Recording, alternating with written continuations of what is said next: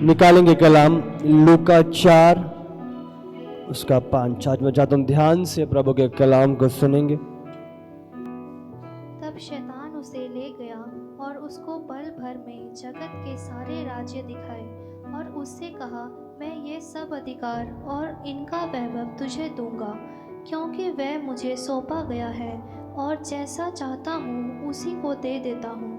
इसीलिए यदि तू मुझे प्रणाम करे तो यह सब तेरा हो जाएगा।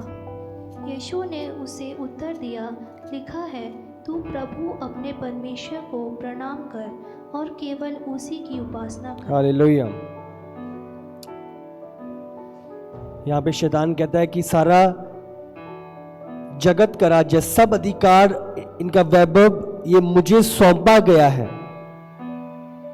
हम जानते हैं अदन की वाटिका में जब शैतान ने मनुष्य को धोखा दिया तो उसने ये अधिकार जो मनुष्य को दिया गया था मनुष्य से छीन लिया था। उसको दिया नहीं गया था, उसने छीन लिया था। पर बाइबल आज जो मैं आपसे बात करना चाहता हूं और आपको बताना चाहता हूं,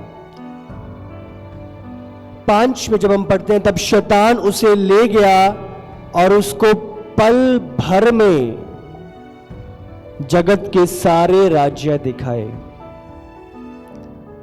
हालेलुया। पल भर में।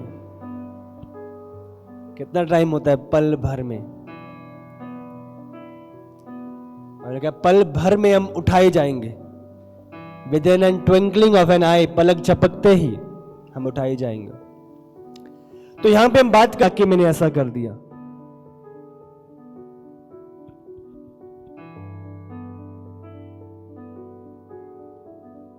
यीशु मसीह इमोशनल नहीं था, वो स्पिरिचुअल था। उसको पता था वो पल भर में गिरा नहीं, उसने फतेह पाई। उसने कहा जब कि मैं क्रूस पे जाऊंगा, मैं मारा जाऊंगा, गाड़ा जाऊंगा। पतरस आ गया बीच में। वो यीशु क्या बोल रहा है तू? हम तुम्हें मरने नहीं देंगे, हम तुम्हें सलीब पे जाने नहीं देंगे। यीशु मसीह खुश हो गया क्या? यीशु मसीह स्पिरिचुअल था, इमोशनल नहीं। उसने डांटा, शैतान को डांटा, शैतान पतरस को छोड़ के जा। वो जानता था मैं आया ही इसीलिए हूं, पूरा पुराना नियम है ही इसी के बारे में, और तू मुझे उसी से रोक रहा है। आप इमोशनल नहीं चलते, आप स्पिरिचुअली चलते हो। हालेलुया।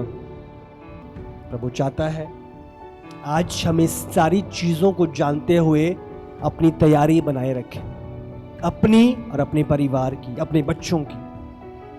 आज जब शैतान पूरा अंधकार लेके घेरे हुए है, प्रभु चाहता है वो ज्योति आपके अंदर स्ट्रांग हो, मजबूत हो, हाँ, जिससे वो अंधकार का प्रभाव आपके ऊपर ना आए। हालेलुया। प्रभु चाहता है हम जागरूक हो, हम अपने आप को प्रभु को समर्पित करके प्रभु के प्लान में दोबारा बढ़े। हो सकता है शैतान ने किसी माध्यम से आपको पीछे कर दिया है। हो सकता है अंधकार ने किसी रीति से आपको ठंडा और गुनगुना कर दिया है। वो पहला प्रेम आपसे छीन लिया गया है, पर आपको जागरूक होने की जरूरत है। और प्रभु बात कर रहा है कि आप वहां रहने के लिए, जहां पे शैतान ने कर दिया या आप पहुंचे हो, वहां पे ठहरने के लिए नहीं बुलाए गए। आपको जागरूक होना है, आपको उठना है उस उड़ाऊ पुत्र की तरह, हाँ, उस सुअरों वाली स्थान से जाना है पिता की ओर, और पिता गले से लगाएगा। पिता आपको त्यागेगा, छोड़ेगा नहीं।